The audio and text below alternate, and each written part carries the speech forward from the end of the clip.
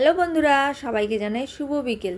আজ বিকেলে একটু ছাদে যাব গাছ লাগাতে। আর আমার মেয়ে উঠতেই চাইছে না, ও একটু লেট করে ঘুমায় তো, সেজন্য তাড়াতাড়ি উঠতেই চায় না। ওকে ঘুম পাড়ানো আর ঘুম থেকে তোলা কত যে কঠিন কাজ সেটা আমিই জানি। প্রথমে ওকে বাথরুমে নিয়ে গিয়ে হাত মুখটা ধুয়ে নিয়ে এসে এবার চুলটা বেঁধে নিচ্ছি।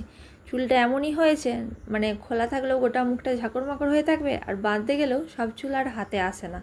অনেক দিন ছিলাম তো মায়ের কাছে, কালকে বাড়ি আসার পর থেকে মনটা খুব খারাপ লাগছে। চিনিরও মনটা খারাপ, শুধু বলছে কেন চলে আসলে দিদার কাছ থেকে, আরও কদিন তো থাকতে পারতে। ছোটোবেলায় খুব জল খেত, যত বড় হচ্ছে আর জল খেতে চায় না, জোর করে না খাওয়ালে খেতেই চায় না। তারপরে আমিও একটু জল খেয়ে নিলাম।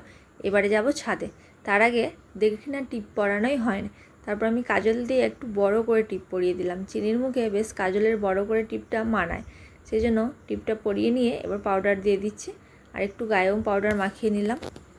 বাচ্চাদেরকে একটু কাজলের বেশ বড় করে টিপটাই মানায়, আর একটু বড় হয়ে গেলে আর তো এত বড় টিপ পরতেও চাইবে না, আর তখন মুখে মানাবেও না।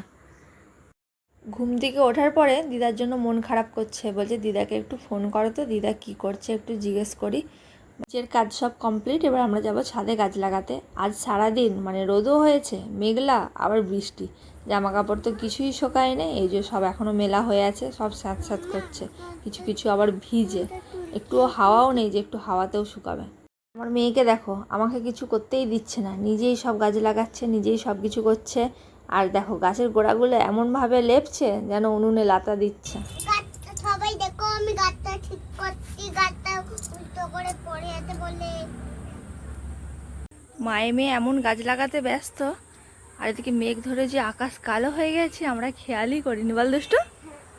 এখন আমার জামা কাপড় তুলে নিতে দেখো, পুরো মেঘ ধরে গেছে।